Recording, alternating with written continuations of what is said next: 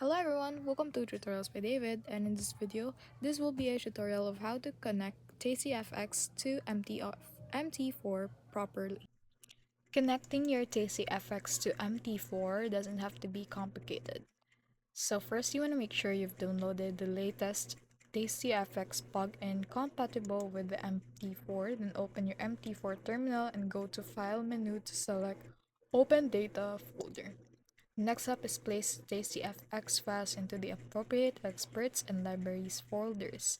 Then restart MT4 to ensure the platform recognizes the plugin. Next, attach the Tastyfx Expert Advisor to your chosen chart and double check the settings, and also include account type, server details, and risk preferences, or basically the details. Next one is to don't forget to enable automated trading in MT4 so the Tastyfx can execute trades seamlessly.